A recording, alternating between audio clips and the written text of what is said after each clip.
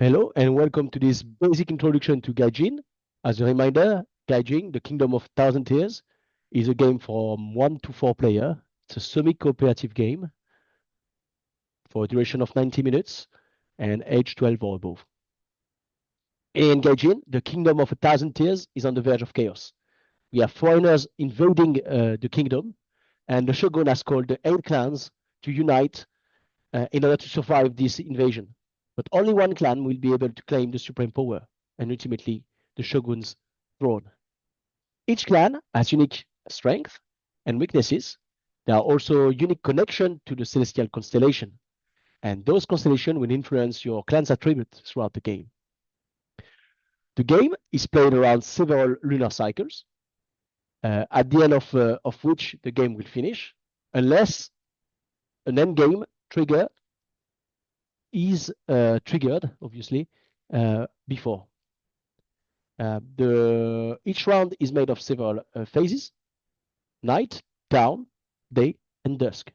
At night, the Council of Elders meets, rewards the heroes with glory points, and we reveal new constellation cards. Additionally, the hourglass dice are rotated, concluding certain events, meaning that the events have a set duration on which they will stay on the board, after which they will disappear. If event cards are with a blue lining, it means that they are population support actions. Those won't have any effect on the game. However, if a black card, a Gaijin card, reach 0 on his die, it will increase the threat tracker by 1. On down, we place new event cards on the boards. If those event cards here, 3 according to the threat tracker, 3 cards, if these event cards cannot be placed because we draw a similar token to the one that were already placed there, basically, if I had to place another event on D3, I won't be able to. It also increases the threat tracker. While the main loss condition in this game, and everyone will lose if we reach more than 5 on the threat tracker. So how do we prevent the threat tracker to increase? Well, during the day part of the round, each player has 2 actions. The actions are taken in the order of honor. The most honorable player will play first. In here, we see that the red player is ahead on the honor tracker, so Mokuma will start first. An action is split into 2 parts. You have both that you can perform, and you can decide to do one, both, or none. As a reminder, the 2 parts of the actions are: first part, movement, in which you move up to your movement speed. In this case, the yellow bar is at 2. Mokuma can move up to 2 tiles, 2 locations, 1, 2. And Takoshu has 3. The other part of the action of a player is interacting. You can interact with other players, exchanging ronins, gears, resources. You can solve events, cards, either population support or Gaijin, but also in the case of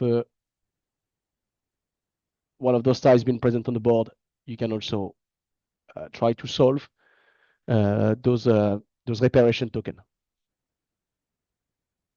Finally, at dusk, we check our hands, see if we have not too many cards compared to our allowance.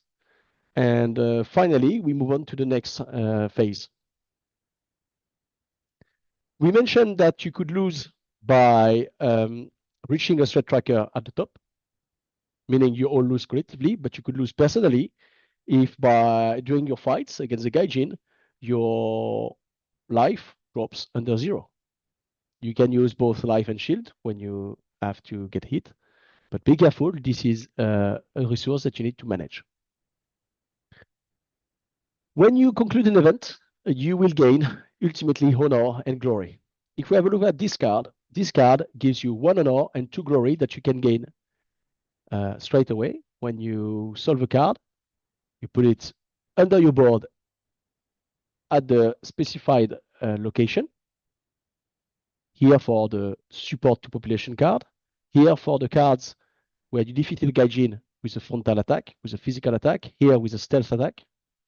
When here you put the reparation token that you have solved.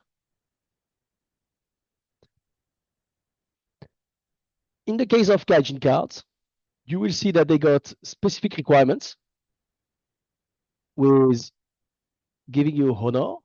But in order to gain the glory, you need to go back to write your legend. And here you need a statistic of 3 scrolls. And this is explained more in depth in the rule book. 3 scroll statistic. Here, Makuma has only 1, so he won't be able to write his glory for now. In order to convert this card into glory points. So let's say that this will be the situation today. He will gain immediately 1 honor and 2 glory. So this card will be flipped, but he won't gain immediately the 2 glory here. So this card is kept face up.